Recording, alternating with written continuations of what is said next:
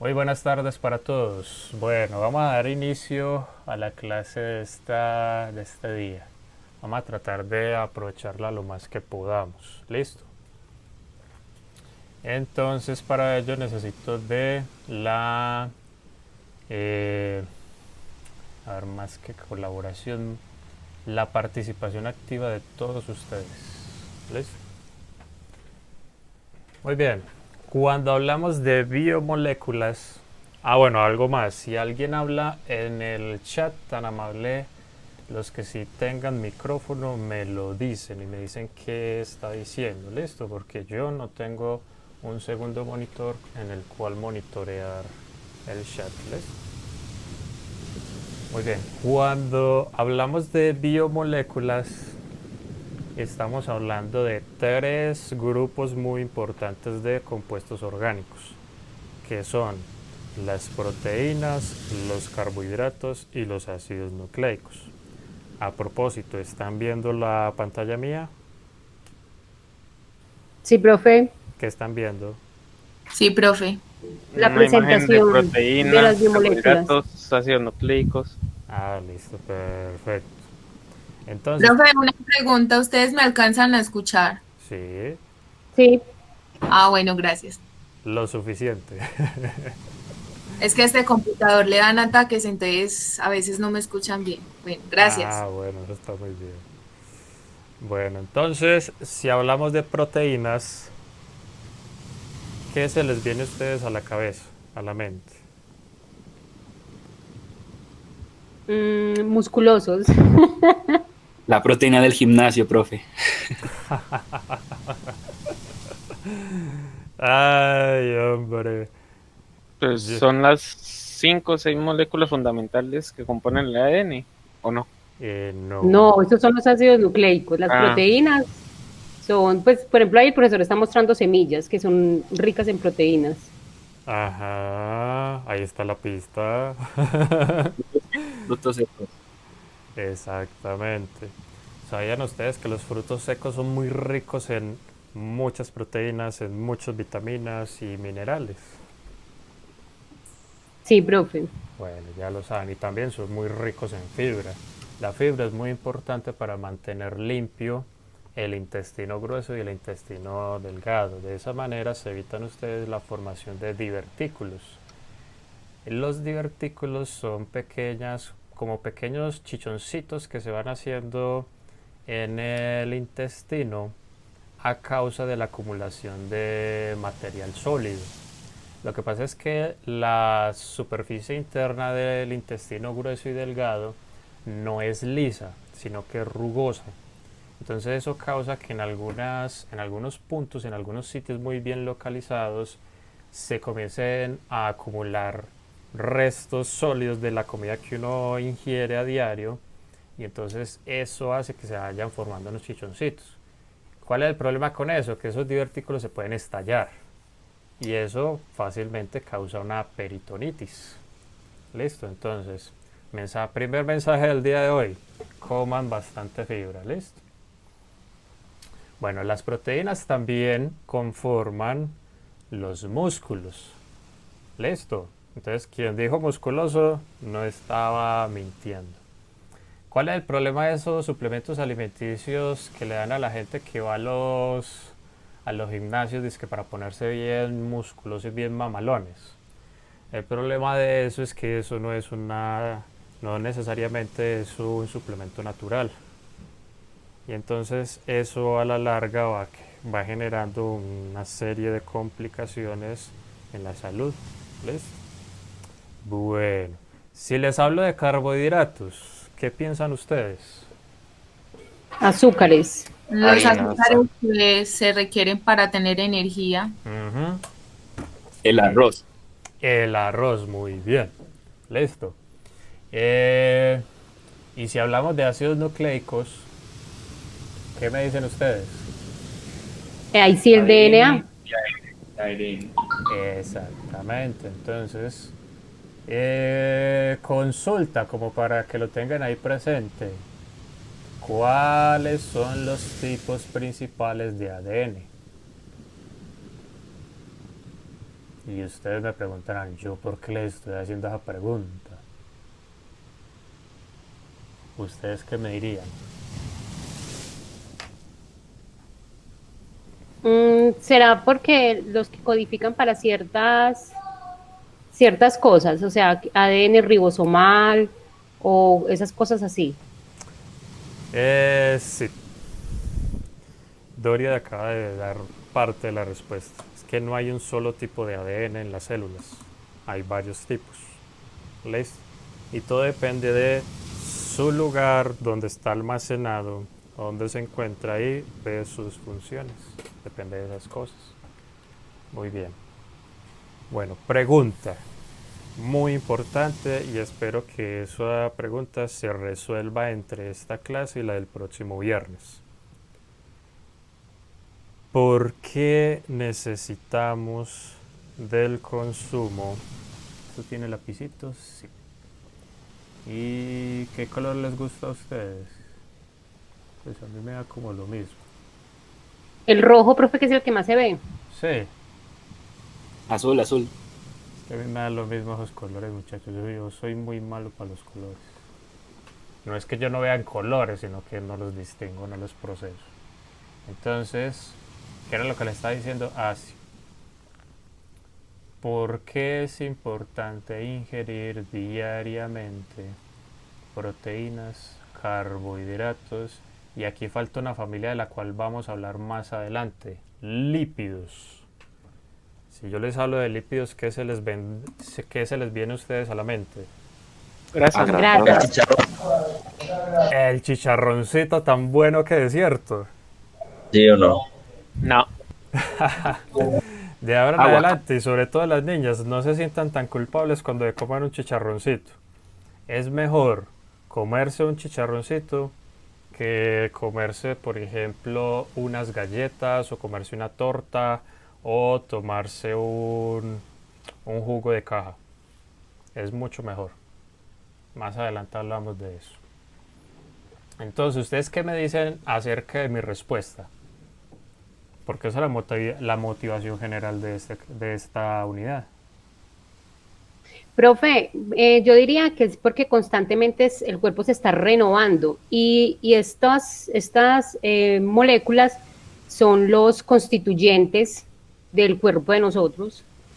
Pues las células se dividen y entonces ahí están los ácidos nucleicos. Y Listo. cuando crecen y se engordan están las proteínas y los carbohidratos. En ese Profe, sentido, ¿cuál es la diferencia fundamental que tenemos nosotros como seres humanos por ejemplo, si nos comparamos con un árbol de la especie que sea? Que ellos hacen su propia comida. ¿Cómo? Que ellos hacen su propia comida. Eso era otro. Efectivamente, es que por ahí va la respuesta, Juan José y Doria. Nosotros, ¿por qué necesitamos consumir diariamente todos estos 4 grupos de compuestos orgánicos? Porque Porque son muchos de ellos no los puede sintetizar nuestro cuerpo. Así de sencillo. ¿Listo? Bueno, eso lo vamos a ir ahondando durante la charla de hoy y la del próximo viernes. Bueno, entonces hablemos de los carbohidratos. Pregunta, ¿por qué inicialmente se los llamó o por qué se los llama de esta manera? Porque al final tienen un H2O o algo así. O sea, son compuestos de carbono que al final tenían un H2O, o sea, OH2, 1H. Porque o sea, son un H al final. compuestos de carbono y hidrógeno. No sé. O sea, porque pensaban Lo que eran de pasa es que hay agua. muchos compuestos de carbono e hidrógeno, pero entonces hay carbohidratos, hidratos de carbono y ¿cómo se llaman? Los hidrocarburos. Entonces, ¿cuál es la diferencia entre esos tres? De hecho, entre esos dos. Bueno, entonces, ¿de dónde vendrá la palabra hidrato? ¿De dónde vendrá esa parte? Agua, Agua. hidratado, Y carbo. ¿De dónde carbono. vendrá? Carbono. Es que inicialmente se los llamaba hidratos de carbono. ¿Saben por qué? Porque cuando los comenzaron a descubrir y a estudiar, A algunos, yo no sé por qué se le ocurrió coger y calentar ese compuesto. No recuerdo cuál era el que estaba trabajando. El caso es que una vez que llegó a cierta temperatura, comenzó a salir un vapor y resultó que ese vapor era agua. ¿Listo? Y en el recipiente donde estaba trabajando le quedó una cáscara toda negra y eso era carbono. Entonces debido a eso es que los llamaron hidratos de carbono. Más adelante, para abreviar el asunto, el nombre, los llamaron mejor carbohidratos. ¿Listo? Bueno, ¿qué pasa con esas reacciones que yo les pongo ahí abajo? ¿Eso es característico de qué? De las plantas, fotosíntesis. Exactamente. ¿En qué parte de las células de las plantas ocurre la fotosíntesis? Cloroplastos. Exactamente. La superfábrica del reino animal. Perdón, de los seres vivos de este planeta, los cloroplastos. ¿Por qué le digo la superfábrica? Porque hasta el momento, bueno, que yo tenga registro, no existe o no se ha identificado otro organelo que sea capaz de hacer lo mismo que hace eso, que es básicamente coger CO2 y agua y luz solar y convertir eso en glucosa. Y como metabolito adicional también se produce oxígeno. Y es que esto es muy importante a cómo es el planeta Tierra hoy en día. Bueno, les voy a contar más o menos una historia que comienza hace muchos millones de años. Espero no ofender ninguna creencia religiosa de nadie, ¿listo? Yo solamente hablo o digo lo que dice la ciencia, que ya está pues estudiado y corroborado y toda la cosa. Bueno, entonces la cosa es esta. Hace unos cientos millones de años atrás, la atmósfera de la Tierra era muy pobre en oxígeno. O sea, prácticamente no tenía oxígeno. ¿Listo? ¿Qué pasó? Para ese entonces, los únicos seres vivos que había en este planeta eran seres unicelulares. ¿Vale? Bacterias básicamente. Por alguna razón, la temperatura del planeta comenzó a disminuir muy abruptamente. Tanto así que se ocasionó una edad de hielo que duró, creo que fueron, según el registro fósil, unos 20 a 22 millones de años. Todo eso duró. Y no fue como la última que hubo aquí en el planeta, que terminó hace más o menos de 12.000 a 15.000 años, que solamente abarcó el hemisferio norte del planeta, sino que en ese entonces esa edad de hielo abarcó la totalidad del globo, la totalidad del planeta. Tanto así que a esa edad de la Tierra de cariño la llaman la bola de nieve, porque literalmente el planeta se convirtió en una bola de nieve. ¿Listo? ¿Qué pasó? Eso ocasionó la extinción, la muerte de muchos tipos de bacterias. Hubieron algunas especies de bacterias que lograron sobrevivir a eso, adaptarse y comenzar a progresar. Una clase de ellas fueron las cianobacterias. Algunas cianobacterias comenzaron a especializarse en lo siguiente, porque hasta cierto punto las cianobacterias se caracterizaban por alimentarse de los minerales que habían en las rocas. Entonces, ¿qué sucedía, muchachos? Pues a ver, todo el planeta estaba cubierto de aquí no hay forma de rayar, sí. A ver, supongamos que esta línea de acá está denotando la superficie de la tierra, de la corteza terrestre, ¿cierto? Entonces utilizamos el azulito. Y esta otra línea de acá Yo no, porque no se me había ocurrido. Denotaría entonces la superficie de de la nieve pues que cubría el planeta, del hielo. Entonces, ¿qué pasó, muchachos? Vea, aquí entre el hielo y la corteza terrestre era donde proliferaban las bacterias. Listo, y algunas en el mar, pues. Vale.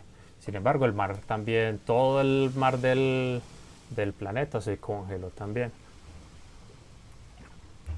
Entonces, ¿qué pasó? Las bacterias que estaban en la corteza terrestre principalmente se alimentaban de los minerales que encontraban pues en las rocas. ¿Qué pasó? Algunas cianobacterias dejaron de consumir esos minerales como fuente principal de alimento y comenzaron a utilizar, vea, la luz solar.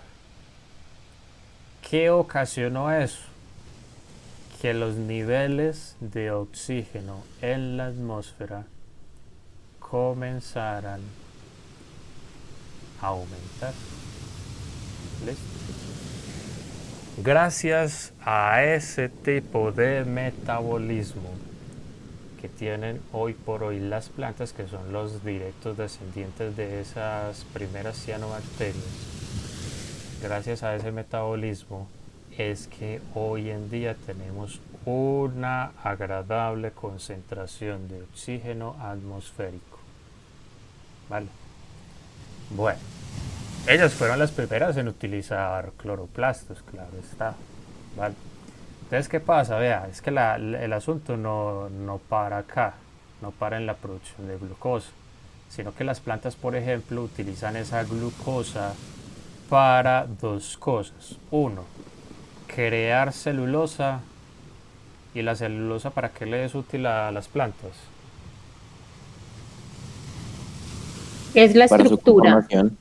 Ese es uno de los componentes, ojo, uno de los tantos componentes estructurales de las plantas. ¿Listo? Gracias a la existencia de la celulosa es que las plantas comenzaron a crecer y aumentar su altura. ¿Y qué pasa con el resto de la glucosa? Lo almacenan en forma de almidón. El almidón pueden tomarlo usted así como la despensa energética de las plantas. ¿Listo? Ya les cuento que el almidón en realidad no es una sola molécula, sino que son dos. Una que es amilosa y la otra es amilopectina.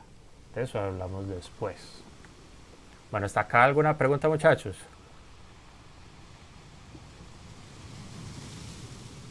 Todo muy claro, profe. No, profe. Eso me inquieta, que todo está muy claro. Bueno, a ver, esto lo podemos omitir, esto también. Pregunta, ¿yo por qué les estoy mostrando estas figuras? Son carbohidratos. Estos son tipos de carbohidratos, o son ejemplos de carbohidratos. Esta imagen que tienen acá, esta imagen corresponde a azúcar refinada. Eso recibe el nombre de sacarosa. ¿Listo? Hasta hace unos años, digo que hasta hace unos años porque este año me di cuenta que los precios del azúcar blanca y de la morena se igualaron. Hasta hace unos años el azúcar morena era más costosa que el azúcar blanca. ¿Por qué traigo a ilusión esto? Porque resulta que durante el proceso de fabricación del azúcar refinada requiere más proceso el azúcar blanca que el azúcar morena. Por eso, en principio, el azúcar morena debería de ser más barata que el azúcar blanca. ¿Ves? Bueno, aquí tienen ustedes algunos tipos diferentes de maíz. ¿Ves? Por ejemplo, el maíz que hoy por hoy conocemos, bueno, mazorcas. Esas mazorcas no son las que inicialmente se encontraron en la vida silvestre. ¿Listo? Para que lo tengan muy presente.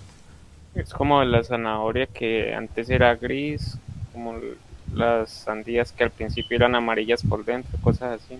Exactamente, lo que pasa es que todas estas plantas y frutos han sido domesticadas por el hombre. Entonces, durante ese proceso de domesticación, algo parecido le pasó también al trigo. Durante ese proceso de domesticación, algunas de sus características morfológicas fueron cambiando con el tiempo. ¿Listo? Bueno, aquí tienen otros ejemplos donde encontrar carbohidratos en los panes, en los espaguetis, las uvas, el pimentón, el tomate, etc, etc. El algodón. Quiere decir que el algodón con el que se fabrica la ropa que todos usamos también es un tipo de carbohidrato, es una forma de carbohidrato, que sería básicamente celulosa junto con otras cosas. El papel que usamos a diario para escribir, eso también es otro tipo de carbohidrato, eso es celulosa. Bueno. Inicialmente los carbohidratos los podemos clasificar de acuerdo al grupo funcional que encontramos en la estructura del mismo. Entonces, si encontramos un aldehído, como son estos dos, como es el caso de la glucosa, decimos que se trata de una aldosa. Si encontramos una acetona, entonces decimos que se trata de una... ¿de una qué? Cetosa. Cetosa, muy bien. Por ejemplo, en el caso de la fructosa. Bueno, según su complejidad estructural, podemos clasificar a los carbohidratos en tres grandes grupos, que son monosacáridos, disacáridos y polisacáridos. Ave María, más recto no pudo haber quedado. Listo. Entonces, ¿cuál es nuestro parámetro allí? Para nosotros decir esto es un polisacárido o es un disacárido o es un monosacárido. A ver, Cristian. ¿Cuál es nuestro punto de referencia? ¿O cuál es nuestro criterio? Por la cantidad de... No, voy a volver a la anterior.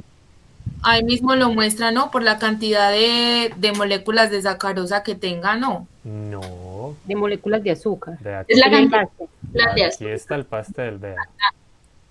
Por la cantidad de OH. Vea, ahí está el pastel. Si usted somete un carbohidrato a una reacción de hidrólisis que puede ser ácida, como se muestra acá abajo, O sea, sería por la cantidad, o sea, por la interacción con agua. sí, O sea, por la cantidad de básicamente. agua que puede interactuar con ella o como... Ajá, es que allá voy. Entonces vea, para usted hacer una hidrólisis usted necesita como solvente agua y la puede hacer en pH ácido o en pH básico. Listo. También hay hidrólisis enzimáticas, que de eso hablamos más adelante. Entonces pasa lo siguiente. Si usted somete cualquier carbohidrato a una reacción de hidrólisis y se da cuenta que la reacción por alguna razón sí ocurre, entonces ¿qué puede decir usted?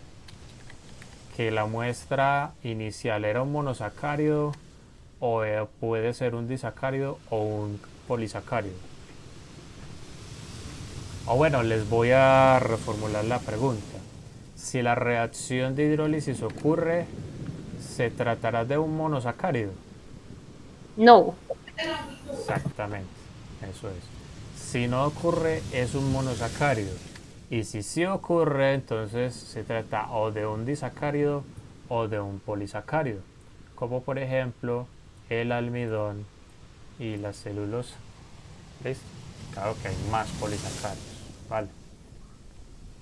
Bueno, esta forma de representar un disacárido, ¿cómo se llama? ¿Cómo se llama ese tipo de representación?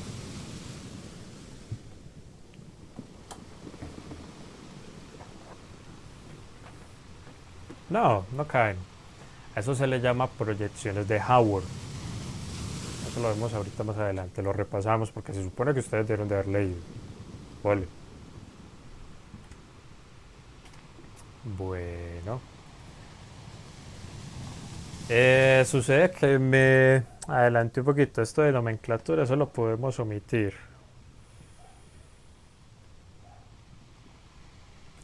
Pregunta, muchachos, ¿de dónde sale esta parte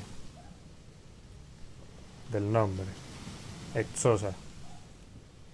Exo de 6. Exacto. Sí, y Oxa, el grupo que se añade del aldehído de la cetona. Entonces tenemos, Houston, un problema, y es este. Que aquí también aparece la palabra exosa. Y acá no hay un aldehído, sino una acetona. Entonces, recuerden la clasificación inicial que que habíamos dado, que si se trataba de un aldehído, entonces decimos que se trata de una aldosa. Y si se trata de una acetona, entonces decimos que se trata de una cetosa. ¿Listo? Bueno, ¿de dónde sale esto de acá? Tetrosa. Que es una cadena de 4 carbonos. Exactamente. Y si fuera de 5, Pentosa. Entonces, una pentosa. Entonces, Y si fuera de 8, Octosa, no. sí, octosa. Sí. Listo. Entonces, ¿cómo nombrarían ustedes, según esto que están viendo acá, a una cetosa de 7 carbonos? ceretosa. Muy bien. Listo. Ven que la nomenclatura para los monosacáridos es muy fácil. Claro que normalmente los monosacáridos tienen nombres propios, por ejemplo, eritrosa, triosa, silosa, idosa, etc, etc. Listo. Bueno, ¿cuál sería el nombre para este monosacárido de acá? El primerito, el de arriba. Bueno, Proposa. no el que aparece acá, sino según esta nomenclatura que aparecía acá antes. Una proposa. No.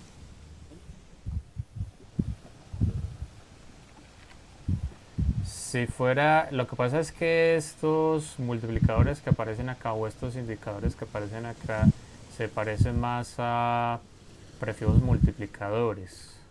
Listo. Entonces recuerden que para los prefijos multiplicadores, si hay dos cosas repetidas, utilizamos las palabras bi o di. Si hay tres, ¿cuál utilizamos? Tri. Tri. Si hay cuatro, Tetra. tetra. Si hay cinco, penta. Y así Penta. vamos viendo. Esto es que es muy parecido. Entonces, según esa aclaración, ¿cuál sería el nombre de este acá?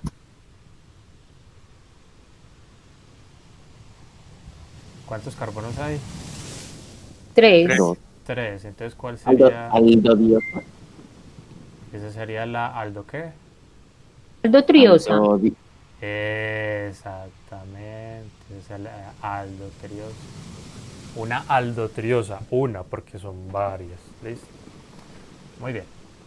Entonces pasa lo siguiente. Notarán ustedes que en todos estos nombres siempre aparece la letra D mayúscula antes del nombre. ¿Eso a qué se refiere? Eso se refiere para el lugar donde está el último o el OH que está más alejado del grupo funcional. Es decir, este OH acá, Ajá. este acá, Sí, profe. Sí. ¿segura? Ah, no, no, no, no, no. No, el de arribita. Entonces, ¿cuál sería la refinación a lo que acabas de decir? Refina eso. Se refiere a la dirección en donde está el OH. Ay, pero entonces, ¿cómo se dice? El antepenúltimo. Si este es el último, ¿este sería el? Antepenúltimo. No, el antepenúltimo. ¿Cómo se es dice? este. sería Penúltimo. El penúltimo. Exactamente, el penúltimo. Claro que antepenúltimo, me dejó dudando. Este es el penúltimo, ¿cierto? Entonces sería la El antepenúltimo dirección. es el anterior al penúltimo. ¿Cómo? Sí, entonces sería el penúltimo. Es el anterior al penúltimo. Pero me perdí totalmente. ¿Puedo volver a explicar ese pedacito? Sí, ya vamos para allá. Tururú. Listo. Entonces, vea pues. Esa D mayúscula se refiere a la dirección en la que encontramos, ojo, ¿esto qué tipo de representación es? Fisher. Exactamente. Se refiere a la dirección que adopta el OH enlazado al penúltimo carbono de la estructura en la proyección de Fisher. ¿Se la cogieron? Entonces, según esto, este de acá está erróneo. Aquí no va un H, sino que va un OH. Y acá iría eso un hidrógeno. Bueno, me he dado cuenta de ese error. Y llevo años con eso ahí. Entonces, si está a la derecha, es un D. Y si está a la izquierda, sería L. L. L.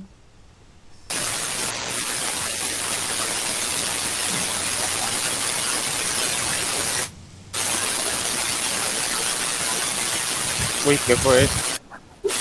Pues no sé, alguien Es está Jessica. electrocutando. Jessica tiene como mucha interferencia.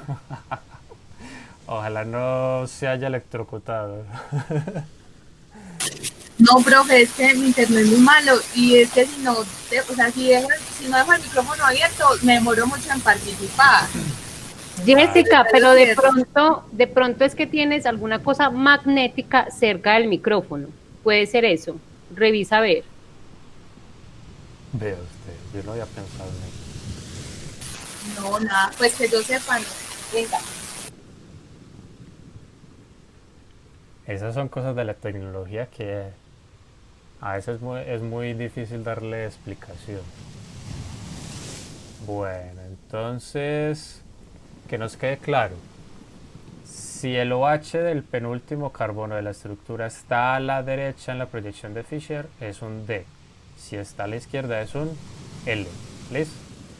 Yo porque acá solamente les muestro los D. Alguien que me dé la respuesta. Yo, profe. Diga. Porque son los más importantes a nivel biológico. ¿Y por qué? Tengo entendido. No, la verdad nunca he podido saber por qué. Porque son los que usted va a encontrar en la naturaleza. Así de sencillo. Profe, ¿y Los... por qué L son enantiómeros de los D, no? Exacto, y para poder encontrar los enantiómeros, ¿qué hacemos? Para poder encontrar su estructura. ¿En un espejito? Con el espejito aplicándoselo a quienes. A estos que están viendo ahí. Por eso es que no les pongo los L. Porque, por ejemplo, para encontrar la estructura del L-gliceraldehído es sino encontrar la imagen especular del D. Para encontrar la estructura de la L-glucosa es sino encontrar la imagen especular de la D-glucosa. Y ya, para de contar, eso es todo. ¿Listo? Esta estructura acá tiene un error, pero no he podido saber cuál es. Bueno, entonces otra consulta, tan amables, van a buscar la estructura, la proyección de Fisher de la I2, de la DI2. Listo, para que se corrija esto. Muy bien.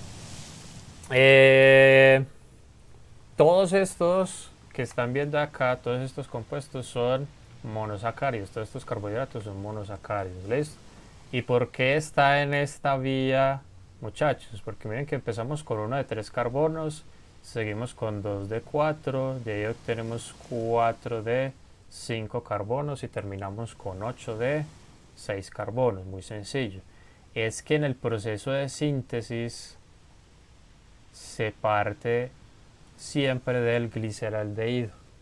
Entonces del gliceraldehído usted obtiene este o obtiene este. A partir de este entonces obtendría este. Y a partir de este usted va a obtener la glucosa, por ejemplo. ¿Listo? ¿Les queda más o menos claro el asunto?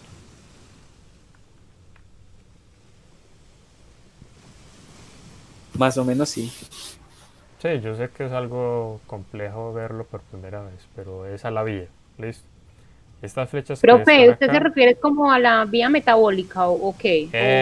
exactamente, cuando ya hablamos de procesos anabólicos, que son los procesos de síntesis orgánica dentro de las células. Entonces, por lo general, se empieza desde el gliceraldehído y a partir de él se van obteniendo todos los monosacáridos que se necesiten. Listo. Bueno.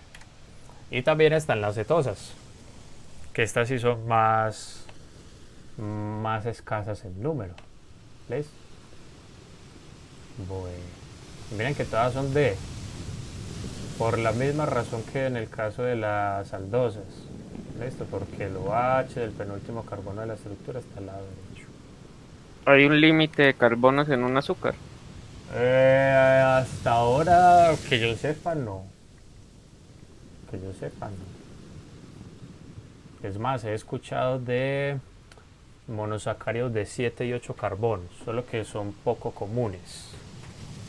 Quién sabe, porque de todas maneras los procesos metabólicos y todo eso de cuento son muy complejos, entonces de pronto es que de esa manera es que han evolucionado esos procesos con el pasar del tiempo, ¿vale? Bueno. Leyeron la parte de los epímeros, aunque ahí está el pastel.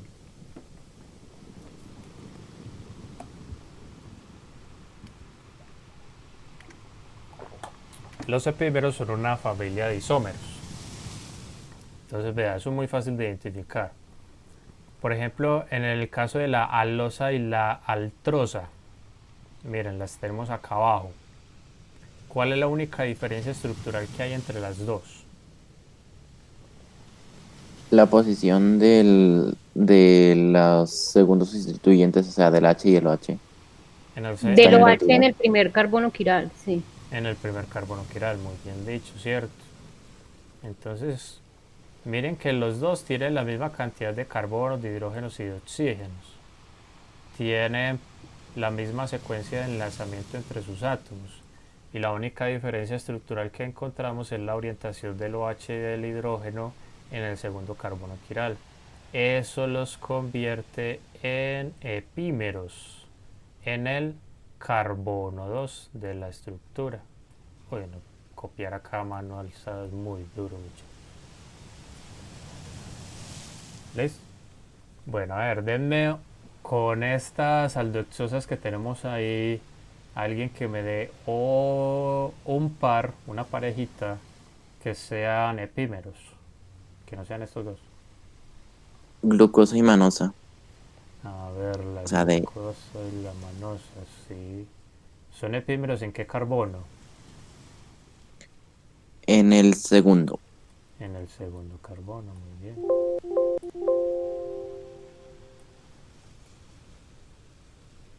Listo. Profe, la silosa y la, no sé qué dice ahí.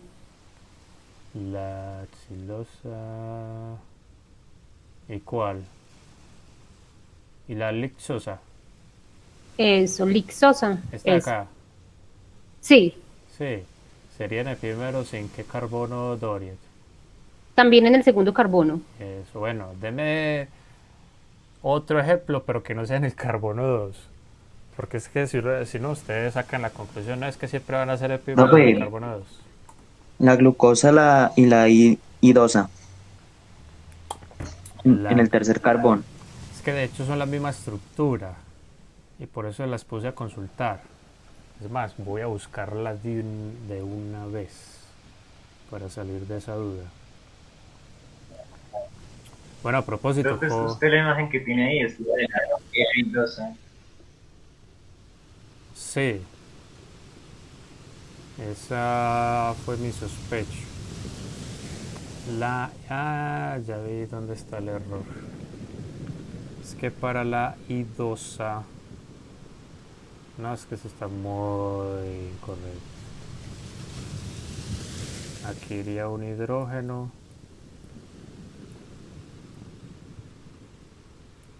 Aquí iría un OH. Si es que se deja. Listo. En el carbono 3, acá es que estaba, sí, tenía la L-idosa. Yo no sé. Son cosas que se le pasan a mí. Y llevo años con ese error ahí metido y nadie me había hecho caer en la cuenta, no sé por qué. Punto 5 por parcial. Para mí, porque yo fui el que lo noté. Y acá iría un hidrógeno.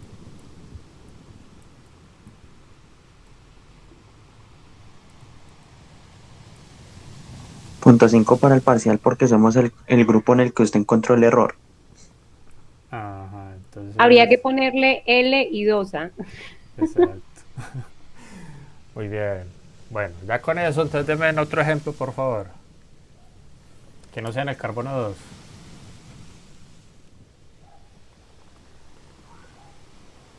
La ribosa y la silosa en el carbono 3. Ribosa y la Silosa. silosa en el carbono 3, muy bien. Sí, señor. Denme otro, por favor. De verdad, ¿cómo se me está escuchando? Bien.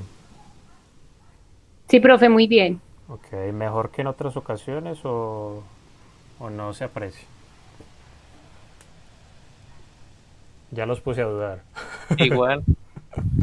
No, si se aprecia, se compra un micrófono. No, de hecho no lo compré, lo desempolvé, que es diferente.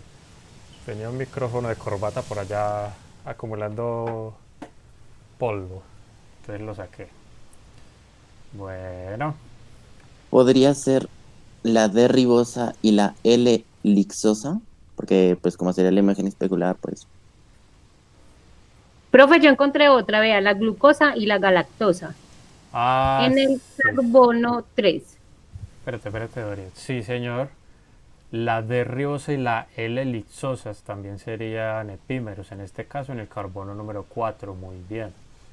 Dorian, ¿me repites, por favor? Glucosa y galactosa en el carbono 3.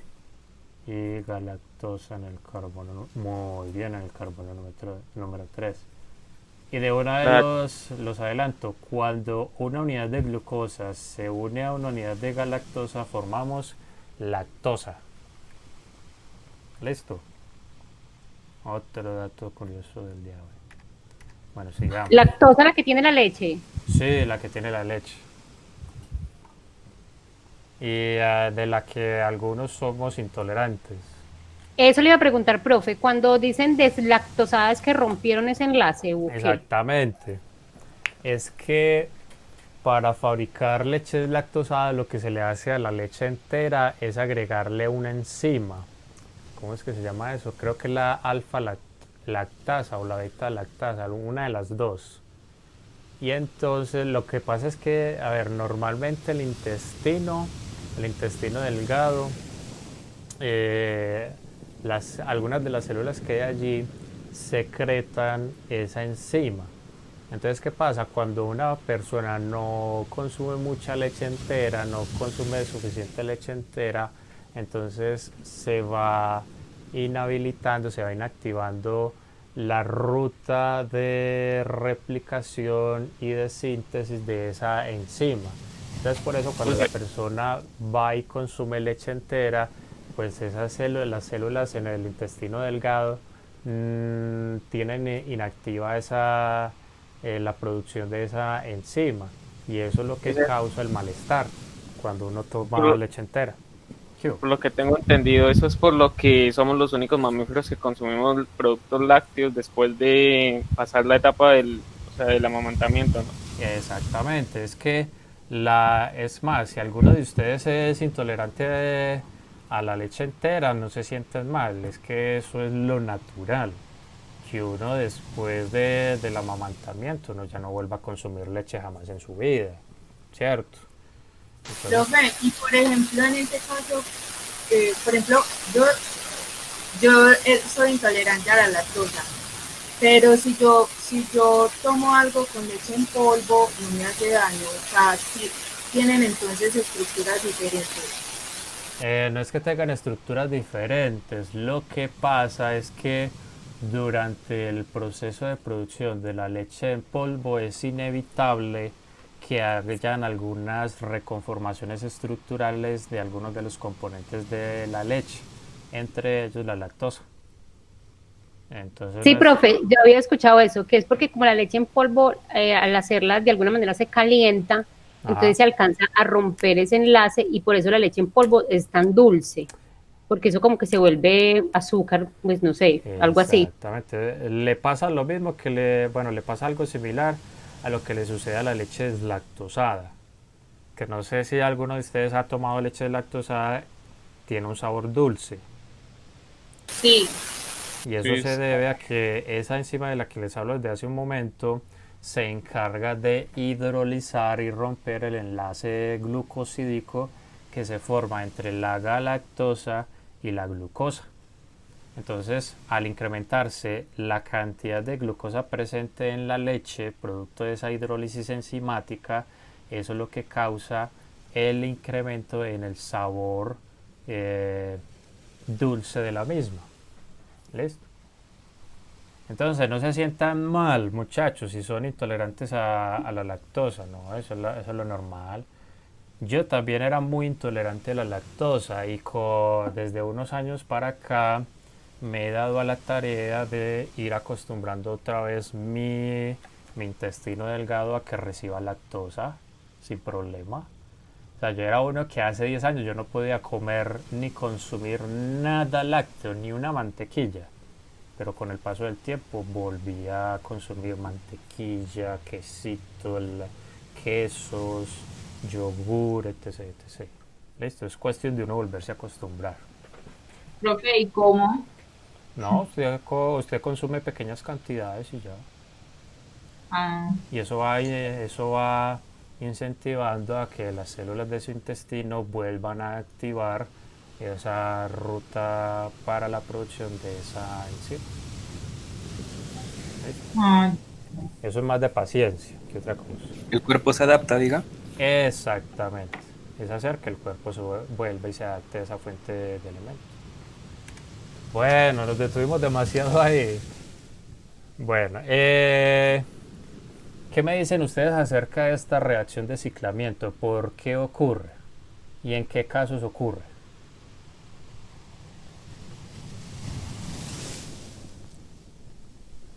Dorian no leyó esta parte. No, profe, pero yo me imagino que es a partir de cierto número de carbonos que se alcanzan a doblar, porque la molécula debe ser flexible para poder dar pues juntarse en las dos puntas. Listo, entonces vamos a abogar al sentido común. De toda esta lista que ustedes ven acá de aldosas, ¿cuáles serían más propensas a doblarse de esa manera? Las hexosas. Las hexosas. Muy bien. ¿Y cuáles más? ¿O solamente las ellas? pentosas? Las pentosas también, pues porque yo conozco pentosas. Ajá. Entonces, lo que son las aldopentosas y las aldohexosas se pueden doblar para formar estructuras cíclicas. Y si hablamos de las cetosas, Ay, yo creo que ahí sí hay un problema con ese grupo ceto. ¿qué pasa con el grupo ceto? Que uno contaría los carbonos después de ese grupo ceto. Hacia o abajo, sea, ¿cierto? Eso, o sea, que yo diría que la celulosa no se puede doblar. Pienso yo, no sé. Muy probablemente se haga muy difícil ese doblamiento por el incremento en la tensión angular. ¿Listo? En cambio, en el caso de las cetohexosas sería más fácil. ¿Listo? Bueno, muy bien. A ver, alguien que me explique esta reacción.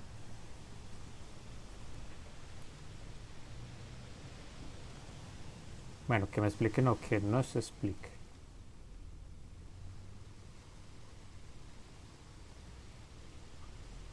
No se Profe, es encontraron la última que vimos de los aldehídos y cetonas Sí, nosotros de vimos adición.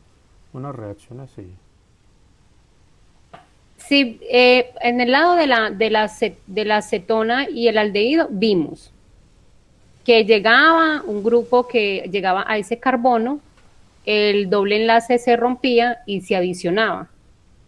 Y después con agua era que se cuadraba. Ah, ya, la formación de acetales. Es la más parecida. Eso, sí, sí, más o Sí. menos pues. Con la diferencia que el oxígeno original en el grupo carbonilo no se va a perder acá. Porque en esa reacción de formación de acetales, este oxígeno sí se pierde, sí se va. En forma de agua, si mal no estoy. A ver, recuerden ustedes esa reacción. Ustedes que tienen a la mano sus notas. Yo tengo a la mano mi memoria.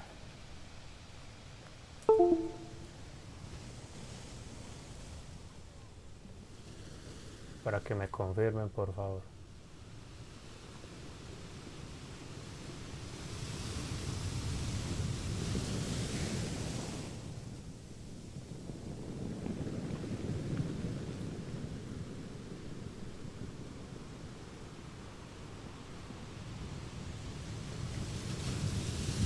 No, profe, yo no las encuentro, no, yo no las encuentro. No, a ver. Sí, yo tengo entendido que ese oxígeno se pierde, se va en forma de agua. Esa sería la gran diferencia, ¿listo? Profe, eso se queda con la ozonólisis. No, con el ozonólisis no. Entonces, vean, esto es muy sencillo. Primer paso, protonación del oxígeno del grupo carbonilo. En este caso es un aldehído, pero esto acá también puede ser una acetona, ¿cierto? Es decir, reemplazando este hidrógeno por una R. Esto no habría problema. Segundo paso, entonces sería el ataque, ojo, este grupo OH de acá no puede ser cualquiera, sino que por lo general corresponde al OH enlazado al penúltimo carbono de la estructura. ¿Listo? A este Profe, OH. y por qué no el último? No sé, no te tengo una respuesta al respecto. No te tengo esa respuesta. Sino que por lo general ocurres con ese watch. No sé por qué. Qué buena pregunta. Listo.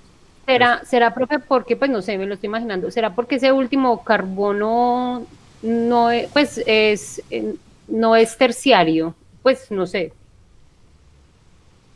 No. No, yo no creo que tenga eso algo que ver.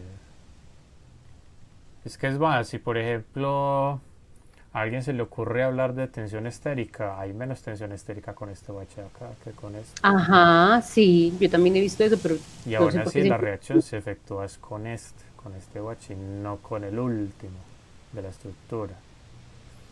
Muy raro. Punto 5 para que el que me dé una respuesta convincente. Jesús lo hizo. Iba a lanzar mi típica expresión al respecto, pero me voy a contener. Bueno. Yo quiero saber. ¿qué? Yo quiero conocer esa expresión. Por dos. No. Sí, profe, tranquilo. Sí, Yo soy porque cristiana, quería yo lo probar avalo. esa expresión. Estoy molestando. No, dejemos así, más bien ya se me quitó el arranque. Bueno, entonces después de eso se presenta el ataque por ese oxígeno enlazándose al carbono del grupo carbonilo, se presenta el rompimiento del enlace pi y después se presenta una desprotonación y ya con eso se efectuaría el ciclamiento. Bueno. Pero, o sea, para eso, o sea, para que la reacción inicie tiene que haber calor o algo así. Es O sea, espontáneo. simplemente la molécula por ella misma lo hace. Exactamente. Esa reacción Profe, es y espontánea. ¿para qué hará la molécula eso? O sea, puede ser que no simplemente no lo haga por nada, pero de pronto para las reacciones enzimáticas es más conveniente que esté ciclada o inclusive Ya, uno la puede encontrar ciclada y no ciclada. es que uno la puede encontrar de las dos maneras. En Solución Acuosa ustedes las, por ejemplo, las aldohexosas, usted las encuentra tanto en cadena abierta como en cadena cerrada. De las dos maneras, usted las encuentra. Entonces vamos a regresarnos casi que al principio. Ustedes acá están viendo, por ejemplo, para la glucosa, su estructura en cadena cerrada. Para la fructosa, su estructura en cadena cerrada. ¿Listo? Para el caso de la lactosa, la galactosa, que es la que primero uno se encuentra, su estructura está en cadena cerrada y no en cadena abierta. Entonces, ¿qué sucede, muchachos? Que para la obtención de estos disacáridos y de los polisacáridos en general, se necesita que la estructura del monosacárido se encuentre en su forma cíclica. Si está en su forma de cadena abierta, no puede participar en la reacción. Alguien que me diga el por qué.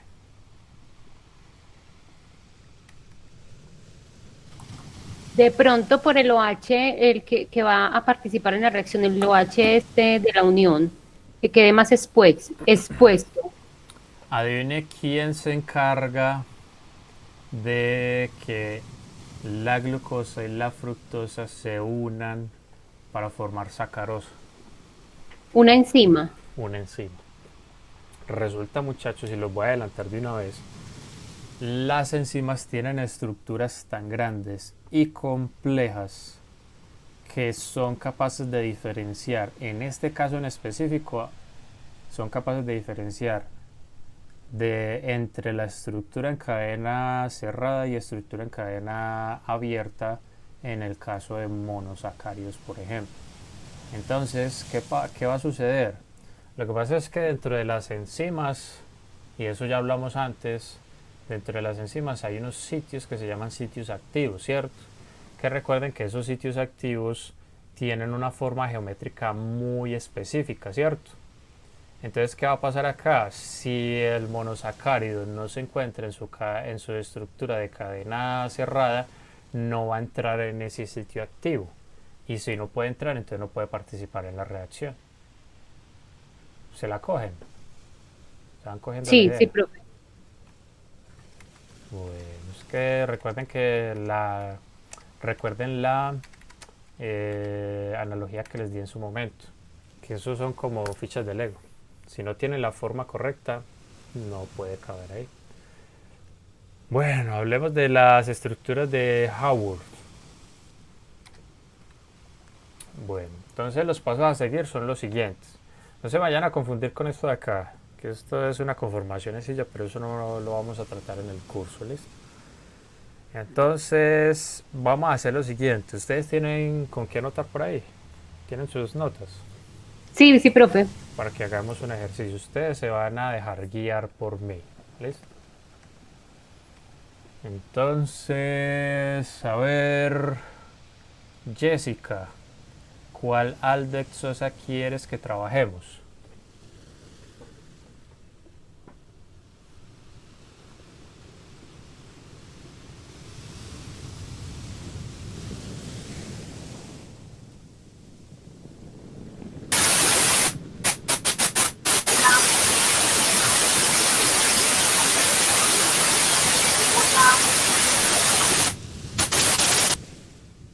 No se escuchó. Entonces, Cristian.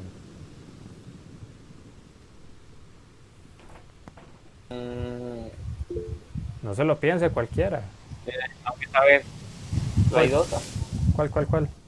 la que usted corrigió. La idosa. Listo. Sí.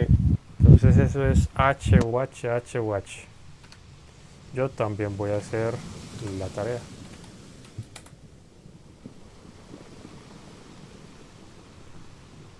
Entonces, lo primero que necesitamos es escribir, dibujar la estructura del monosacárido de tal manera que nos quede totalmente vertical y que esté en su estructura como proyección de Fisher.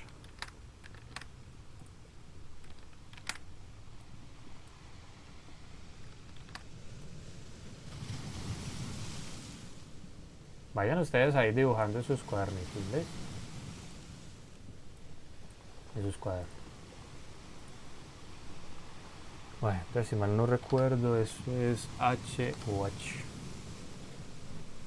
H o H. H o H. H o H. H o H. Y acá sería CHO. Y acá abajo sería CH2OH. No me lo he escrito. Bueno. ¿Ya dibujaron la estructura? Sí, profe. ¿Alguien está mirando el chat? Sí, profe. Por si alguien ha escrito. Bueno, convertir estructura en nombre. Vea, este es el nombre. Profe, ¿cómo se llama ese programa? Este se llama ChemDraw. Listo. ChemDraw. Vea. Muy bien. Paso número 1, dibujar la estructura de tal forma que quede vertical y el grupo carbonilo arriba. En este caso el grupo carbonilo está en el aldehído. ¿Listo? Ese es el primer paso, que sea una proyección de Fisher. Paso 2. Van a rotar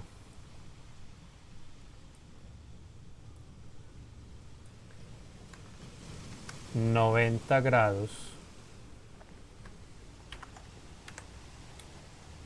la estructura en la dirección horaria de las manillas del reloj. Creo que dije un pleonasmo, pero bueno, me disculparán.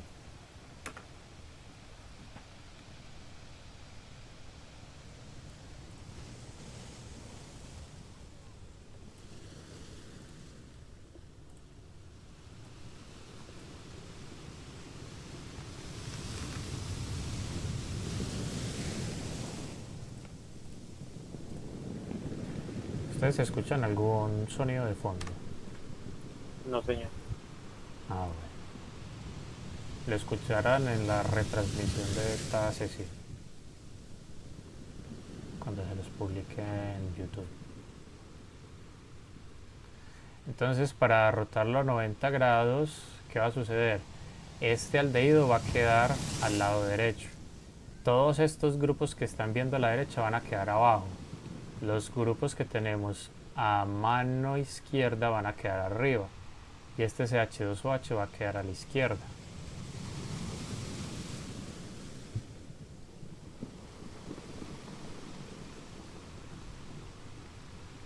Es todo. Ahí quedó.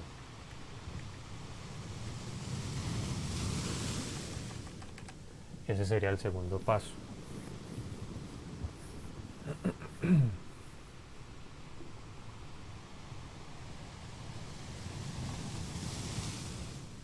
¿Me siguen hasta ahí, muchachos?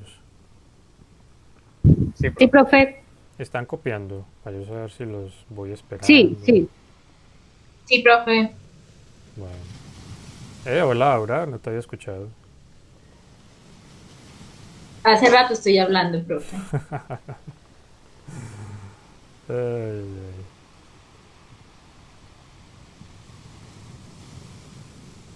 Bueno, el paso 3. Vea pues. ¿Dónde es que está el grupo carbonilo? Aquí en esta estructura acostada con forma de pescado que tenemos ahí. A la derecha. A la derecha, ¿cierto? Entonces a partir de acá voy a dibujarlo. Porque ahorita lo necesitamos. Y H. Entonces, ¿qué vamos a hacer? Vea. A partir del grupo carbonilo vamos a contar el número de átomos de carbono, incluyendo el carbono del grupo carbonilo. Entonces tenemos este que sería 1, este que sería 2, 2, y este 3, 4, 4, 5. y Y ese también, 6. 6. Listo, entonces tenemos 6 posiciones. Listo, entonces tenemos 6 carbonos. ¿Qué figura geométrica tiene 6 vértices? Hexágono. El hexágono, ¿cierto? Entonces, ¿qué vamos a hacer? Vamos, sin modificar la posición de este carbono 1 de la estructura, donde está el grupo carbonilo, vamos a modificar la posición relativa de cada uno de los otros 5 carbonos de tal manera que logremos ese hexágono. ¿Listo? Más o menos me entienden la idea. Claro que eso es mejor verlo, ¿cierto?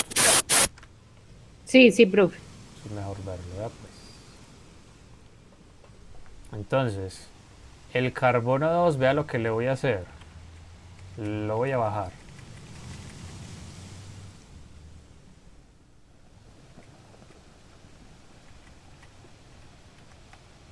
Listo.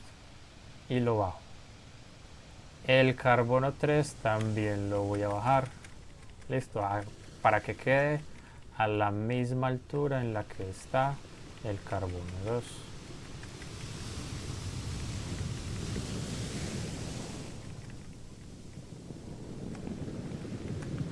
Yo creo que ahí queda, ¿cierto?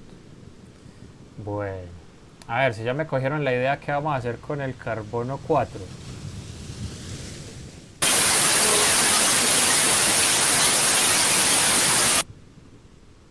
Lo voy a voltear, lo voy a tirar como para dar el ciclo. No, lo va a dejar quieto. Déjelo ahí. Y el otro lo sube. Exactamente, dejémoslo quieto. Así de sencillo. Y entonces, ¿qué voy a hacer con el 5? Ay, ¿qué pasó ahí? Lo pone, o sea, lo coloca al otro lado del 3, está enfrente. Y lo dejo ahí. No, lo sube. Lo subo. Eso, subámoslo. Okay, Creo que ese programa tan bueno. Sí, pero vale. Sí, no es gratis. ¿Y qué voy a hacer con el 6? Espere que ya estés descargando el pirata, si acaso ahorita les paso el link. Eso, por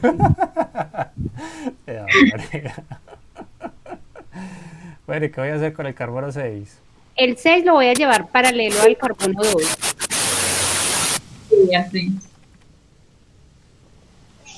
Se la voy a poner totalmente recto con el 5 para que quede bonito y después me lo voy a llevar por allá. Espero que la pantalla no se cambie como ahorita.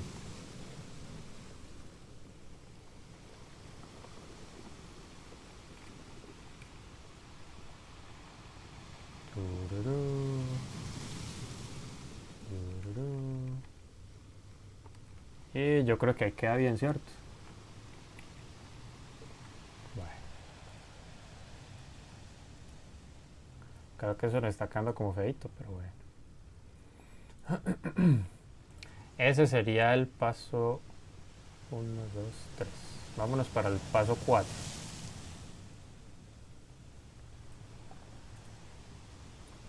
Creo que aquí podemos hacer lo siguiente.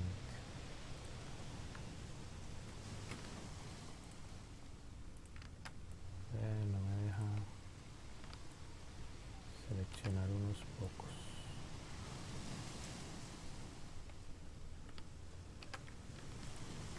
Ahí está.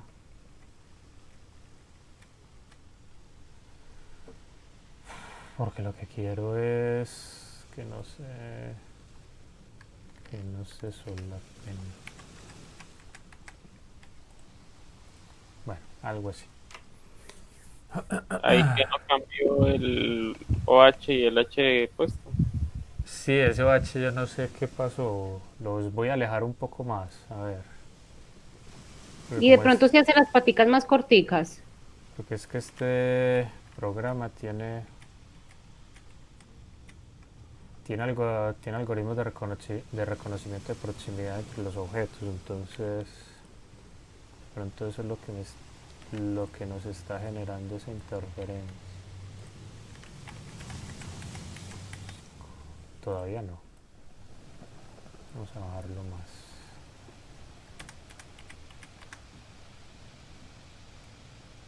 Mientras tanto, ustedes vayan... Profe, lo que parece es que ya lo unió y entonces por mucho que usted lo aleje, él va a seguir ahí como si estuviera unido. Voy a hacer una cosa.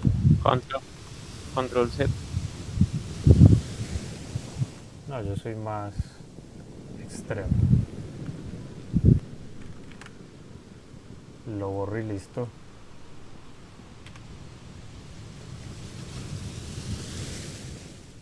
Sí, me queda todo ahí pegadito. Ah, no, vea, ya. Ya quedó. Ajá, sí. Muy bien. Entonces, para poder hacer la reacción de ciclamiento, necesitamos que el grupo OH del penúltimo carbono de la estructura se acerque al grupo carbonilo. Escucho propuestas para hacer ese paso. El oxígeno con doble enlace rotaría expulsando al otro. No, no necesariamente. No, o sea, me refiero o sea, ahí en el 2D yo pensaría que lo pondría al otro lado para que se conectara con el otro carbono rompiendo el doble enlace. Yo creo que el oxígeno se acerca allá al doble enlace de este oxígeno, o sea, el oxígeno del OH. Ah, y me recuerdan cuál es una de las peculiaridades de los enlaces simples. Que son muy Que flexibles. ellos pueden que... Se los estoy indicando ahí con el cursor. Ellos pueden que... Rotar. Exacto. Entonces, si este enlace de acá puede rotar, ¿hacia dónde podemos tirar este watch? Hacia el... ¿Cómo es que se llama este? Hacia donde está el doble enlace oxígeno. Hacia el ceto. Hacia acá, donde está este. Y entonces este, ¿hacia dónde lo empujamos? Este es H2OH. Hacia donde está el hidrógeno. Y entonces el hidrógeno, ¿hacia dónde lo tiramos? O sea, que quedaría hacia atrás, hacia allá. Hacia donde está el OH. Bueno, sí. Sí, Entonces es lo que verdad. vamos a hacer, vamos a rotar toda esta gente para que este OH nos quede acá en esta posición, que sería la más cercana al grupo carbonilo. ¿Se la cogieron? Sí, profe. Bueno, y ese sería ¿cuál paso? ¿En cuál vamos? Ese sería el cuarto paso. Listo, ese sería el cuarto paso. Esto puede girarte para cualquier lado o tiene que ser Para el que usted lo necesite. En este caso, miren que tuvimos que hacer la rotación en el sentido antihorario. En algunas otras situaciones ustedes van a tener que hacer la rotación en el sentido horario. ¿Listo? Entonces ustedes lo hacen en el sentido que les quede más fácil. Porque por ejemplo, si el OH estuviera en la posición donde está, o sea, es decir, si este OH estuviera acá arriba, hacia donde tuviéramos que haber hecho el giro. Contrario. Exactamente. O sea, todo depende de dónde quede el OH. Si queda abajo, sentido antihorario. Si queda arriba, sentido horario. Bueno, ese es el paso que sigue. Vamos a rotar las posiciones de los enlazantes del penúltimo carbono de tal manera que su OH quede cerca al grupo carbonilo. Entonces ya dijimos que este OH pasa acá, que el CH2OH arriba y que el hidrógeno pasaría abajo. Muy bien. Creo que eso que se ve todo feo ahí, pero bueno, ahorita lo arreglamos, lo ponemos bien bonito. Bueno, entonces una vez que ya coincidimos en posiciones SOH con el grupo carbonilo, ¿qué podemos hacer?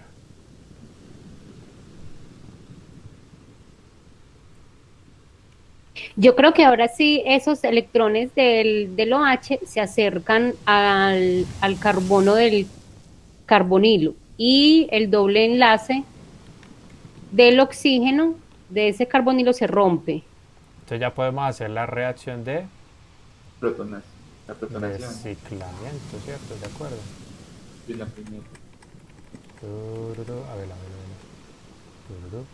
Ya podemos hacer esa reacción, ¿cierto?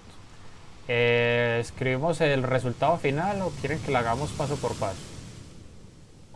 Paso por paso. Yo no sé ni para qué pregunto. Muy bien, ¿cuál es el primer paso? Se une el oxígeno al carbonilo. No, ese es el segundo paso de la reacción. Entonces primero se rompe el doble enlace. Y se protona primero. No se protona el oxígeno. Exacto, hay que protonar el oxígeno utilizando un H3O más. Pues ahí aparece otra estructura, pero es el H3O más. Ahí aparece esa chinas. Ya me hice bolas, como dicen los mexicanos. H. Corramos esto un poco más para allá. Y al oxígeno pongámosle los pares libres porque los necesitamos. Vea, uno por acá y otro por acá. Y entonces necesitamos las flechitas para indicar eso.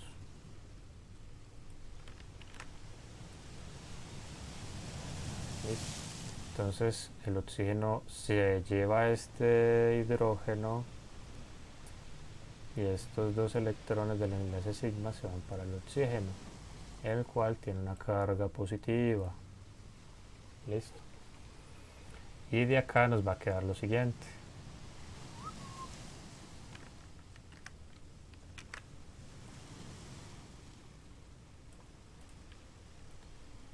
Entonces este oxígeno va a formar un enlace adicional.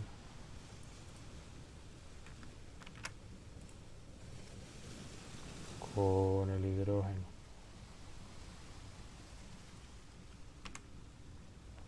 Y uno de sus pares libres se pierde.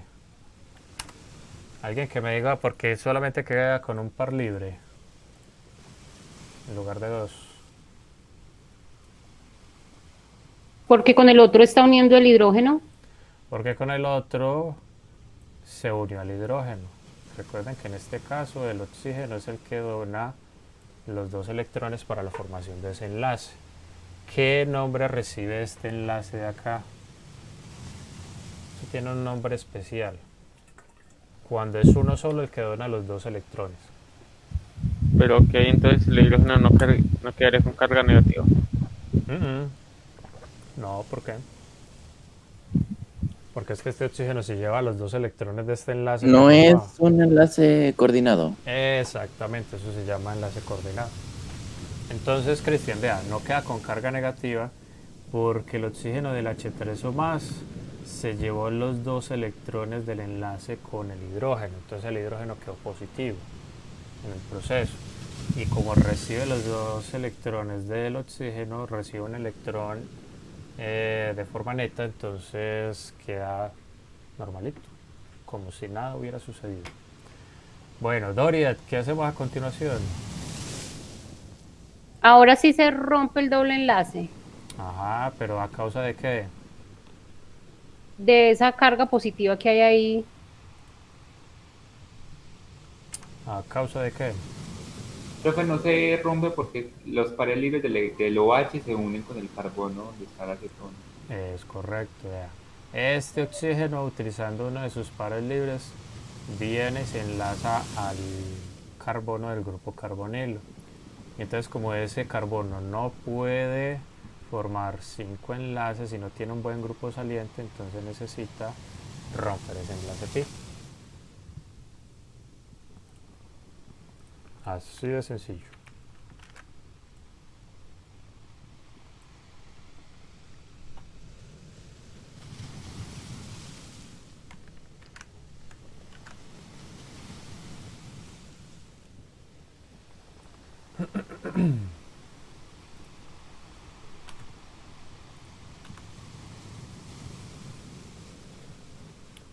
Y entonces este enlace se rompe. Y entre este oxígeno y este carbono se forma un enlace, haciendo que pierda un par libre de electrones. Y este oxígeno, ya comenzamos con las cosas raras. Y este oxígeno pierde su carga positiva. Muy bien. El oxígeno de arriba queda con carga positiva. Listo. Bueno, aquí hay que hacer una aclaración. ¿Cuál es? ¿Se acuerdan de la geometría de los dobles enlaces? Sí, que está en una recta. Están en el mismo plano. Ajá. Y entonces, ¿en cuántas direcciones posibles se puede dar este enlazamiento? 2. En 2 direcciones posibles, ¿cierto? Por encima o por debajo. Si lo hace por encima, formamos una cosa. Si lo hace por debajo, formamos otra cosa. Es decir, acá, ¿cuántos productos debemos describir? 2. 2. Y hay que hacer más.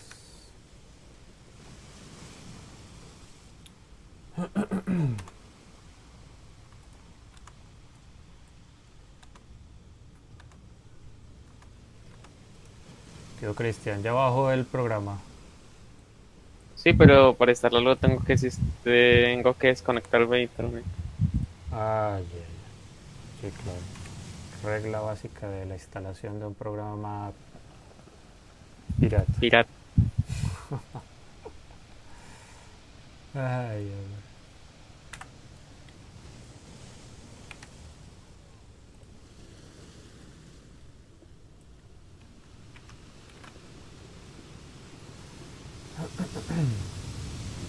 Entonces en uno queda el OH hacia abajo y en el otro queda hacia arriba.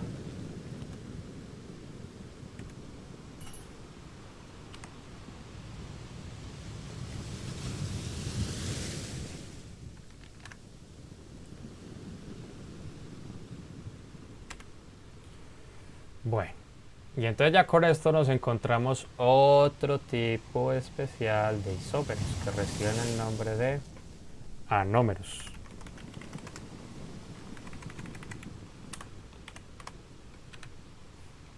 Vale. ¿Cuál es el paso a seguir entonces, muchachos?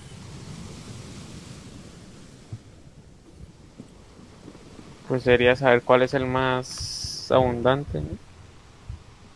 Aquí no hemos terminado la reacción todavía, Cristian. Hay que... Hay que quitarle ese hidrógeno y estabilizar este oxígeno. Exactamente, ¿y eso cómo lo hacemos? con agua. Con agua. Con agua.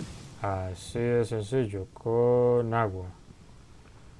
Entonces, escribamos aguas. Profe, ¿que por qué por ahí? Yo sé que más de uno ya se lo pensó. Pues porque El mundo es cruel. sí, el mundo escuela línea es como uno quisiera. No, mentiras.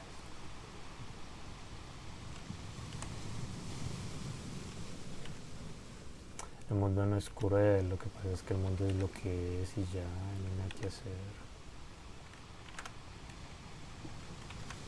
Cristian, de ahí bajaste el programa. Sí, pero no lo he instalado porque tengo que desconectar mi internet para probar si Listo. funciona. Doriet. Ya no prometo nada. Eso, no me comprometa con nada. Esta flecha no me gustó. Está muy... Muy que... Este está mejorcito. Esta no. La de abajo. Y una vez van ustedes mirando cómo es que funciona este asunto.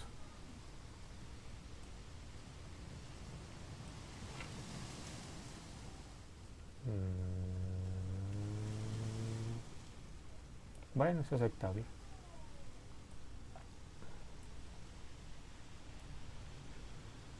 Listo.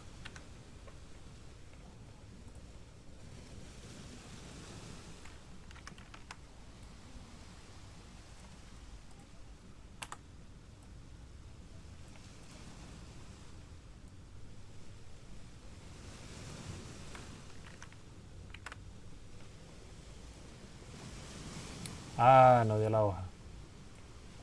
Nos quedamos sin espacio, muchachos. Déjalo más chiquito, control menos. No, vea lo que voy a hacer. Tururú. Pongámosle en A6. Aceptar. Ay, joder, cabrón. Page setup. Como que la 6 no, siento que ese es más grande. A ver, en Sí, pero lo B5. puso en vertical. No, es tampoco perverso. Ve, le cambiaron los tamaños a eso. Pongámosle en oficio.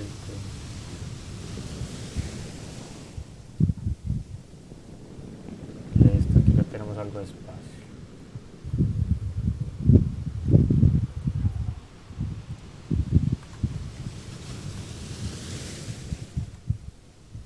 Este hidrógeno se va, esta carga también se va, el oxígeno queda bien, queda neutro, esta carga se va, listo. Y entonces esto ya lo podemos escribir mejor. Ahí quedó. ¿Cuál es la única diferencia entre los dos? Entre los dos productos. El OH, uno quedó arriba y otro quedó abajo. Entonces vea, el carbono que antes era el carbono del grupo carbonilo va a recibir el nombre en esta reacción de carbono anomérico, para que lo anoten ustedes por ahí. Listo. Este carbono de acá, este de acá, se llama carbono anomérico.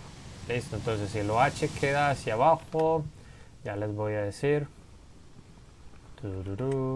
Yo recuerdo que eso yo no me lo sé de memoria. Yo me lo sé de memoria, profe, y le doy el truco. Ese no es que se le llama alfa. Ese es el alfa y si queda arriba, Beta. ese es el beta. Yo me lo sé porque a mí me dijeron que en griego alfa era piso. Entonces el OH que quede abajo se llama alfa. Como pisos alfa. Ya sí me lo voy a memorizar. Muchas gracias. Es que la clase sí valió la pena. Entonces alfa es porque es piso. Muy bien. Gracias, Dorio. Sí, entonces se acuerdan de pisos alfa, entonces ahí mismo ya uno se acuerda. Bueno, entonces este de acá va a ser el anómero alfa. Este sería, ahorita le cambio el tipo de pero bueno, de una vez. Listo, entonces este sería la alfa glucopiranosa. Ya les voy a decir por qué piranosa. ¿Por qué gluco? Ah, no, aquí no estamos utilizando la glucosa. Aquí, ¿cuál es la que estamos utilizando? La que usted arregló. La hilosa o una cosa así de esa que estaba mal. Idosa, idosa. La idosa. Listo. Entonces sería la idopiranosa. ¿Te la cogieron? Si es glucosa, ustedes cogen las primeras letras, gluco. Si es idosa, sería ido. Si fuera manosa, entonces, ¿qué utilizan ahí? Mano. Mano. Si fuera la alosa. Alo. Alo. Si fuera la galactosa. Galo. Galact, incluyendo la T. Si fuera la talosa. Talo. No Talo. Si fuera la gulosa. Gulo. Gulo, muy bien. Entonces necesitamos ese prefijo. Entonces en este caso sería la idopiranosa. Y para el otro número, que lo H no está en el piso, entonces es beta. Sería la beta idopiranosa. ¿Por qué la terminación piranosa? Por lo siguiente. Doriet, ¿por qué? Porque ese anillo se llama pirano. Porque esta forma de este anillo acá se parece al pirano. Con el oxígeno allá en la puntica. Exacto. El oxígeno acá y creo que hay un doble enlace por acá y otro acá, ¿cierto? si mal no estoy. Sí, sí, sí. Bueno, es por eso. Entonces, como se parece al pirano, entonces sería piranosa. Si se pareciera al furano, que es algo como esto, entonces se utilizaría furanosa. ¿Se la cogieron?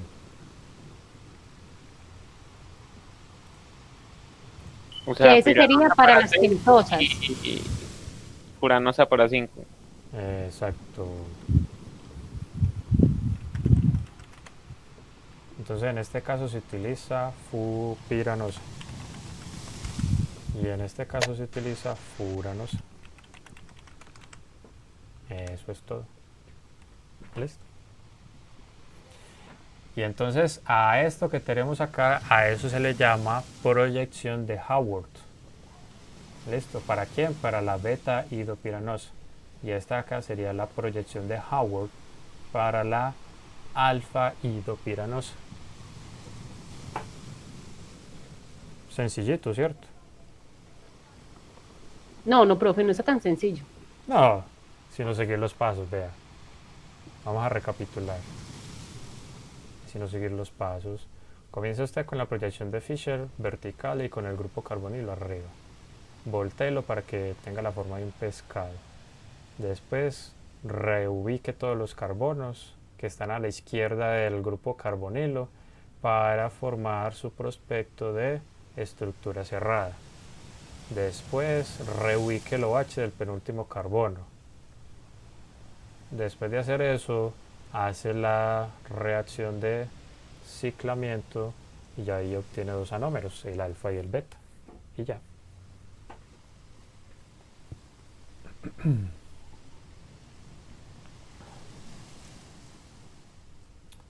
De esto porque creo dos. Una copia. Ah, porque le estaba haciendo cambios. Ya. Le estaba rayando.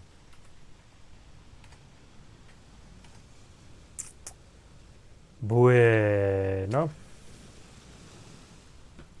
Cuando hablamos de azúcares reductores y de azúcares no reductores.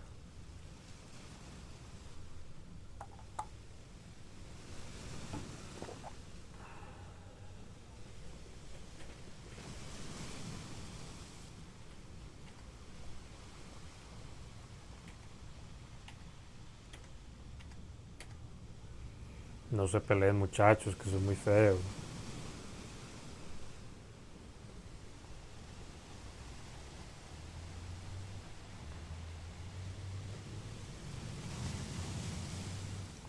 ¿No leyeron, chicos, esa parte? Profe, yo solo me acuerdo de, pues, cuando esa reacción de, pero es que yo la hacía era con ácido sulfúrico. ¿Cómo es que es? Y entonces los que reaccionaban con ese ácido sulfúrico eran reductores y los que no, entonces no. Sí, así Pero es nunca supe sencillo. por qué. Lo que pasa es que en el caso del ácido sulfúrico, me voy a devolver. El ácido sulfúrico es activo para el aldehído o el OH extremo. Del extremo. ¿Para cuál de los dos? Yo creo que es para el extremo. ¿Cierto que sí? Que lo oxida y lo convierte en un ácido carboxílico o algo así. Eso. Entonces, de ahí uno dice que el azúcar es reductor, ¿cierto? Es decir, que participa en una reacción de oxidación o alguna cosa. Vale. ¿Qué pasa si tenemos el azúcar o el monosacárido no en estructura en cadena abierta, sino en cadena cerrada? Esa reacción se puede presentar.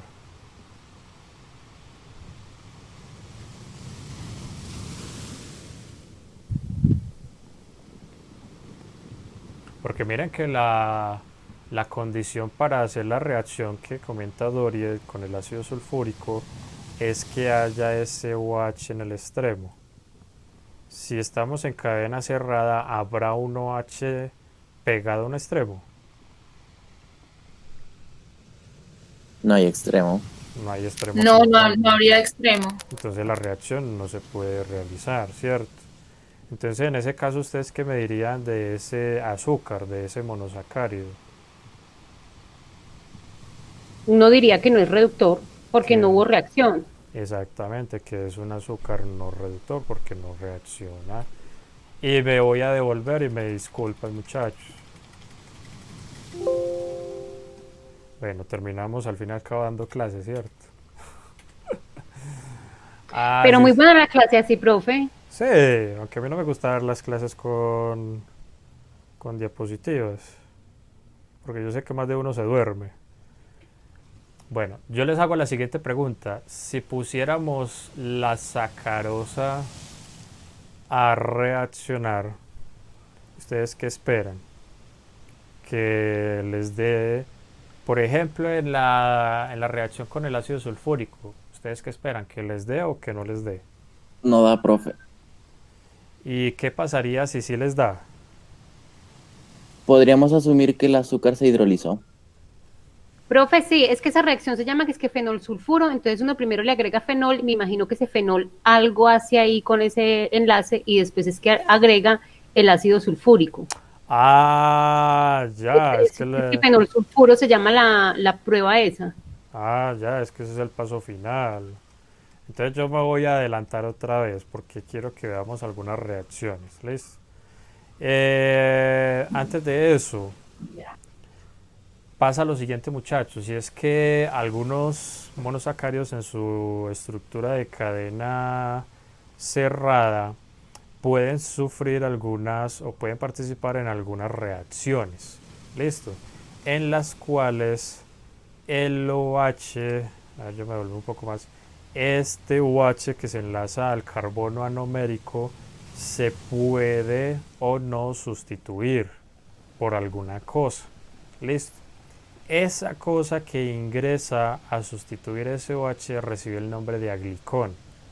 Eso puede ser o proveniente de un alcohol, o proveniente de una base nitrogenada, o proveniente de otro tipo de estructuras. Listo.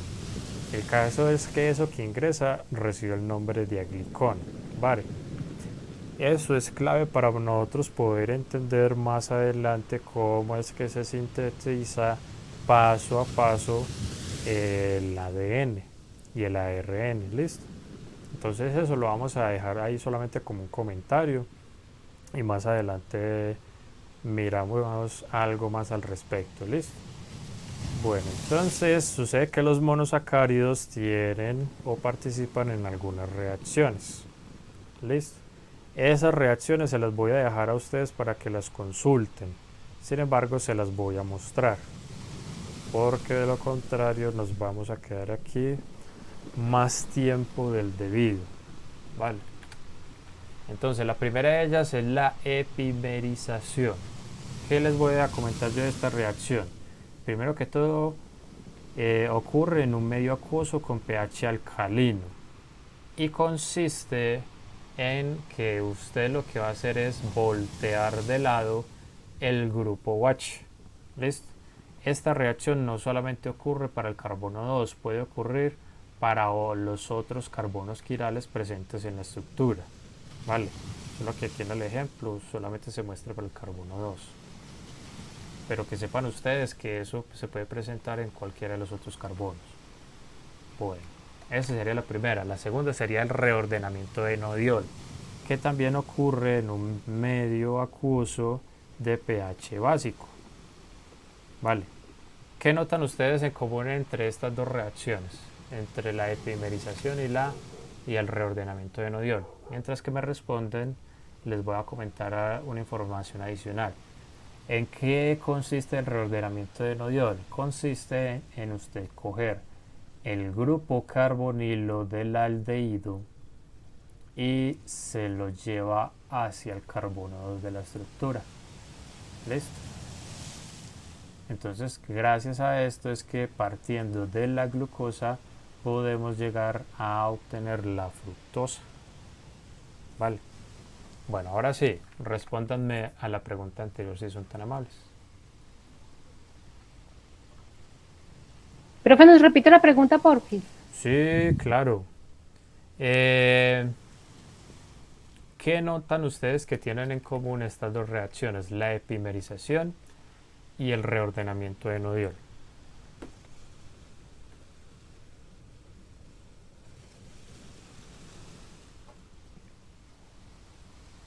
Que el medio es básico. Exactamente. Utilizamos el mismo solvente y ocurre en las mismas condiciones. Entonces quiere decir que ambas reacciones van a ocurrir al tiempo. Eso es importante saberlo por lo siguiente.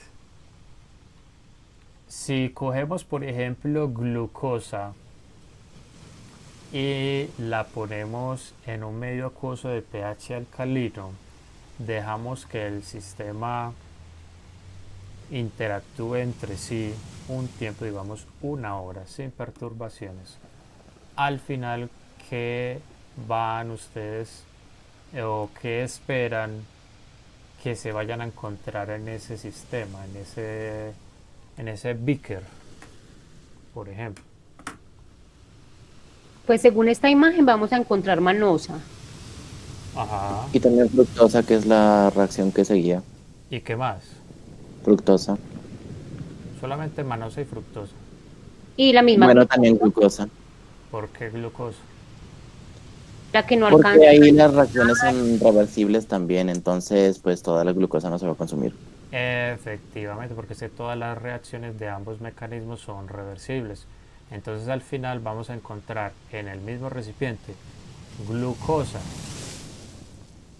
manosa y fructosa. Es decir, vamos a encontrar el epímero correspondiente a la glucosa y vamos a encontrar una acetosa. Listo, 2 aldosas y 2 cetosas. Pregunta. Estas dos reacciones las podríamos efectuar partiendo de una acetosa. Por ejemplo, partiendo de la fructosa.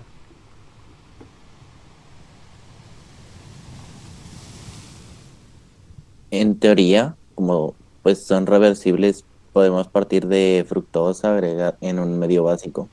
Entonces, ¿ahí qué ocurriría si partimos de la fructosa? ¿Cuál de las dos reacciones ocurriría primero, la epimerización o el reordenamiento de nodiol? El reordenamiento y luego la epimerización con la glucosa. Es correcto. Entonces, con el reordenamiento de nodiol comienza a aparecer cantidades de glucosa. Y una vez que aparece glucosa se puede presentar esta otra reacción. De igual manera, después de un tiempo, ustedes en el mismo sistema reactivo van a ver los mismos 3 componentes: fructosa, glucosa y manosa. ¿Listo? Bueno, es de aclarar que estas dos reacciones solo se pueden llevar a cabo si el monosacárido se encuentra en su estructura de cadena abierta. Mejor dicho, todas las reacciones que vamos a ver a continuación solo se pueden efectuar si esa condición se cumple, de lo contrario no.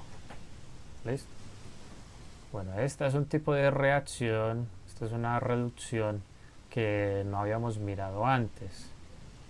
Bueno, sí habíamos mirado una parecida por allá cuando veíamos la hidrogenación catalítica para los alquinos. Solo que en este caso esta reacción solo sería activa para el doble enlace carbono-oxígeno, ¿cierto? Por ejemplo, en el caso de un aldehído, que recuerden que su estructura se caracteriza por, bueno, yo sí sé que eso quedó feísimo, pero bueno, ustedes me entenderán. Entonces se caracteriza por tener ese doble enlace carbono-oxígeno. Entonces, en ese caso, la reacción se encargaría de añadir 2 hidrógenos, uno para el carbono y otro para el oxígeno.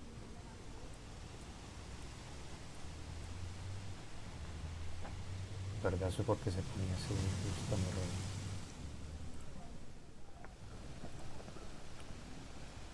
orden. ¿Qué horas tenemos? Bueno, ya no está.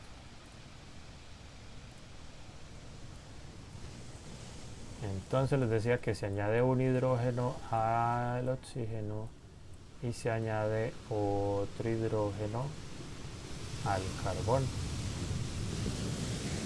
¿Ves?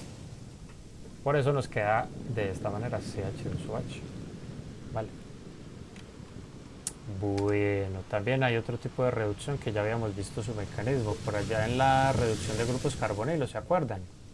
En la sección 9.3, en el cual utilizamos borhidruro de sodio, y esta reacción se puede utilizar ya sea para aldosas como para cetosas, listo, para cualquiera de los dos casos. Bueno, y como hay reacciones de oxidación, también van a haber reacciones de oxidación. La primera de ellas es la que se conoce como oxidación con agua bromada. Esta oxidación solo ocurre para los aldehídos. Por lo tanto, si ustedes cogen fructosa y la ponen en contacto con agua bromada, esa reacción no va a ocurrir. Uno, porque sabe que esa reacción ocurre por una decoloración del medio reactivo. Si mal no estoy, el color de esa solución de agua bromada tiene un color pardo, algo así, no recuerdo bien.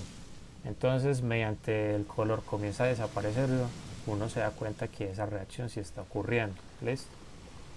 La otra oxidación que tenemos en la lista es la oxidación con ácido nítrico. Ojo, esta reacción ocurre ya sea para cetosas como para aldosas, ya que el ácido nítrico oxida aldehídos y OHs que estén en un extremo de la estructura. Entonces recuerden que una cetosa, por ejemplo la fructosa, tiene dos grupos OHs terminales. Listo, que serían los que se oxidarían en ese caso. Bueno, entonces, para la próxima clase, muchachos, tan amables, se van a leer esta parte de las degradaciones de Ruff, la degradación de Ruff, la síntesis de Killian y Fischer. Vamos a hablar algo de disacáridos, vamos a hablar algo de polisacáridos, vamos a evacuar la parte de lípidos y vamos también a evacuar la parte de aminoácidos y proteínas. ¿Listo?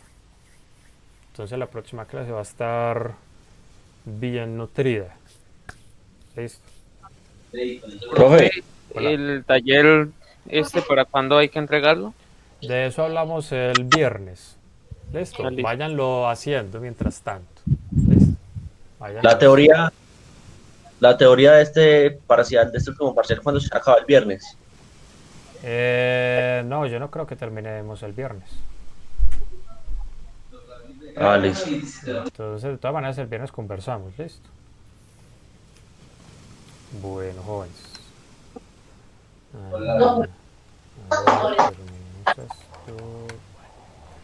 Bueno, jóvenes, no siendo más, entonces vamos dando por terminada la sesión. Ve, Cristian, les pasó por acá el link y todo. Ajá. Y cómo instalarlo.